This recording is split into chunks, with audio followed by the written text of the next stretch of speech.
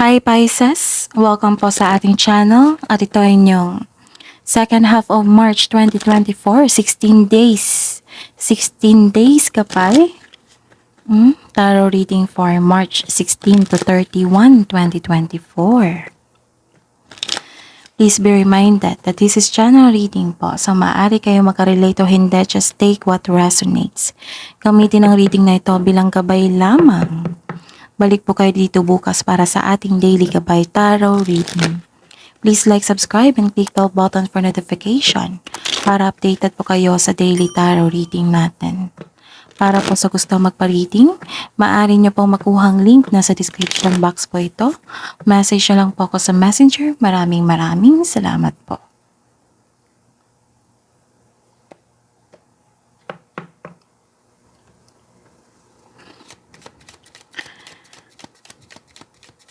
Spirits Guide, ano po ang ganap ngayong March 16 to 31, 2024 para po kay Pisces?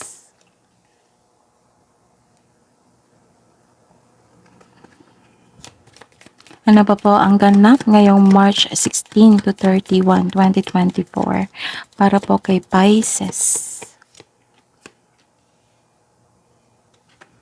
Ano pa po ang ganap?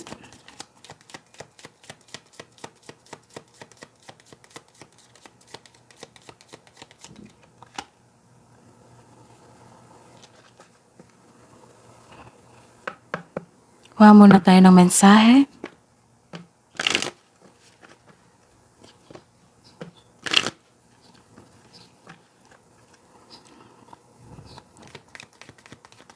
Ano po ang mensahe para po kay Pisces ngayong March 16 to 31, 2024, Spirits Guide?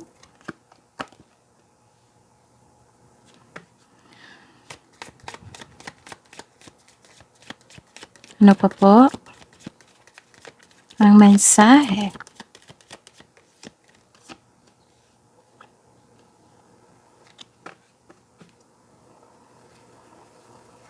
Okay, Pisces. May nakikita akong movement dito. May nakita akong dumating na mensahe, information, pwedeng balita ito. At nagkaroon ng movement, pwedeng nagkaroon ng, binigyan mo ng action agad. Binigyan mo ng reaction, pwede. So, pasensya na sa ingay, ha? Focus kayo sa akin para may makuha kayong mensahe. Ano to? Mabilisang action. Tapos mag-ingat kayo kasi may nagmamasid sa inyo. Parang spy to May nakita akong tao na hindi totoo sa inyo. May masama po siyang intensyon. May nakita ko dito na may balak po siyang kunin sa inyo. So mag-ingat po kayo ha. Kasi may masamang intensyon po. May nakita kong masamang intensyon. May gusto siyang kunin sa inyo. Okay. Maaring alam mo ito. Kung hindi nyo alam, connect kayo sa inyong intuition para malaman mo kung sino ito. Maaring alam mo to kasi nagkaroon ng galit ka dito. Nasaktan ka kasi.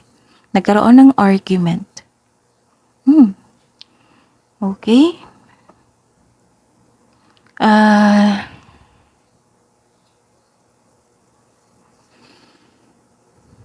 Pwede din nag-decide kayo regarding sa inyong passion.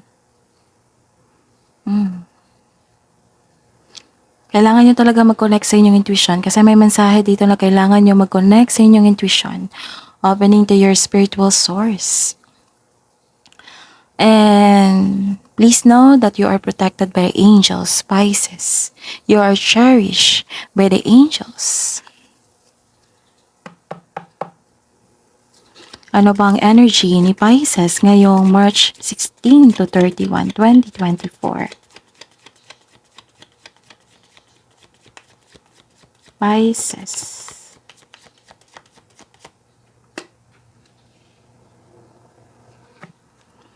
Clarification po sa card na ito.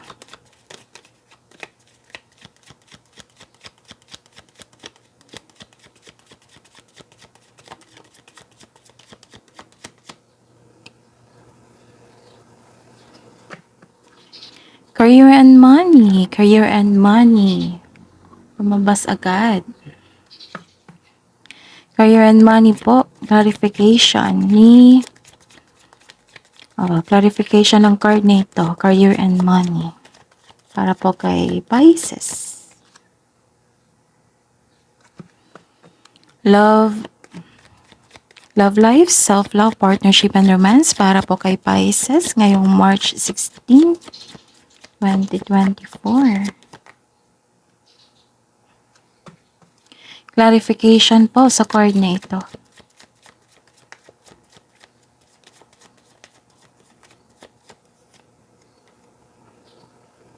Okay. Okay, Pisces, ngayong March 16 to 31, 2024. Okay. Busy kayo ngayon? Nagkaroon ng creativity? Na nag-iisip din kayo sa inyong ambisyon? Nakikita ko yung support nyo sa inyong kapwa. Pwedeng sa partner nyo to. Or sa kasamahan dyan. Nakikita ko dito na binibigyan mo ng time and effort yung passion mo. Kaya mong maging leader. And know that you are guided and protected now and always. So this is your clarification of your card here. Very confident and sense of worthiness are elevated. So confident kayo ngayon.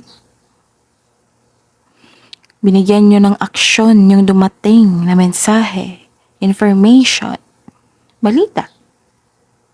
You are becoming more confident, which will lead to immense personal growth and improved relationship.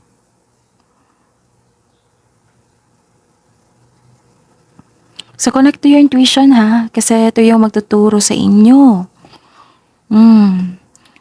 And take an action toward increased prosperity. Yan yung maggagabay sa inyo, yung intuition.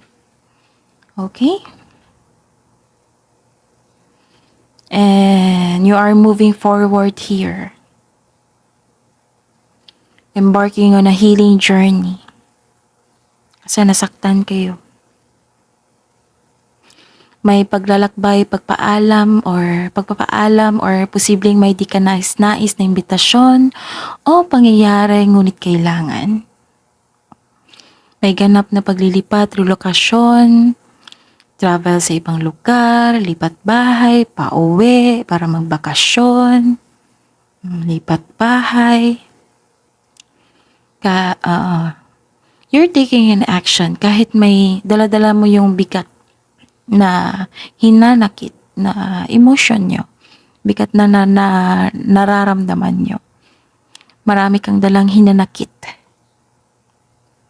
Naghahanap ka ng solusyon sa inyong problema. Sabi po ng card dito na be patient. Papunta ka na sa inyong paroroonan. You're walking away from toxic environment, workplace, relationship. Mismo ikaw yung lumayo para magkaroon ng healing. Some of you nag-vacation leave para magkaroon ng pahinga. Sa career and money nyo po. Okay. Actually, may nakita kong success dito. Pero sabi po ng card dito na kailangan yung ingatan ng inyong kaperahan na natanggap nyo po. Kung may natanggap kayo ngayon, kasi may nakita kong success dito and dumating na kaperahan. Kung maaari po, kailangan yung ingatan yan. Kasi may nakita kong pag-overspend dito. So control your money also. And pwede din ito sa trabaho. Nag-overwork kayo. Sobrang focus sa career and money. Wala na kayong time sa mag-relax, magpahinga.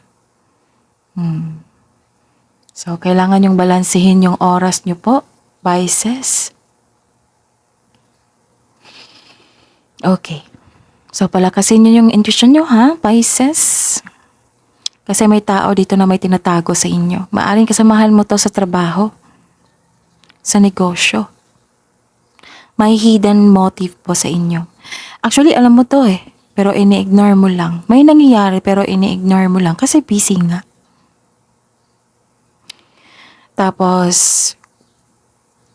wag niyong hayaan na magkaroon na kayo ng overthinking and overanalyzing the situation.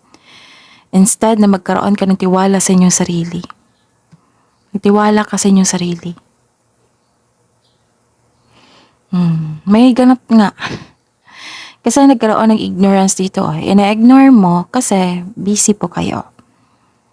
Pero please know na may ganap po na hindi nyo alam or alam nyo, ina-ignore nyo lang. So, yun. Connect to your intuition para malaman mo kung ano ito, kung sino ito. Okay? Sa love life, partnership, and romance, self-love. Some of you, iniisip nyo yung mas better pa yung nakaraan kaysa ngayon. May unhealthy attachment po kayo sa nakaraan. Hindi kayo makapag-move on. Pwede rin na may ganap na sitwasyon or may dumating na bisita na nagpaalala sa inyo regarding sa nakaraan. So, the advice is let the memories rest. Learn from the past, move on. Take an action sa present nyo para may expectation tayo na darating ngayong parating na magaganap sa future natin. And may nakita kong celebration dito. A-attend kayo ng celebration, wedding, special event, monthsary. May nag-celebrate ng monthsary dito or anniversary or tagumpay. Kasi may nakita kong successful completion po dito. Okay? So, hingi tayo ng advice. Pisces.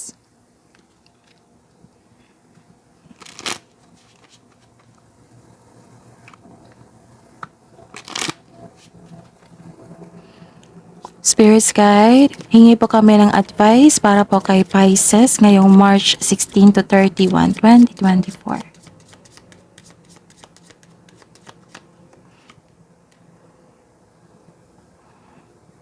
If you have been going through difficult times, it is time to think outside the box to find the solution. This is also a reminder to avoid neglecting your creative side. If you have let creative project lapse, it may be time to pick them up again. Actually, ginawa mo to eh. Nag-move on ka. Nagkaroon kasi ng creativity dito. Actually, gumawa ka ng paraan para makawala dyan sa inyong emotion, para gumawa ka ng paraan para makawala ka sa toxic traits ng isang tao. Okay, so this is also your passion. The dragon is a reminder of your strong will and fiery personality. It is also a symbol of passion and fire. You are being asked to practice self-control and be cautious so that your passion does not lead you into trouble. So that is your reading, Pisces. Ngayong March 16 to 31, 2024. Please like, subscribe, and click bell button for notification para updated po kayo sa daily tarot reading natin. Maraming salamat po.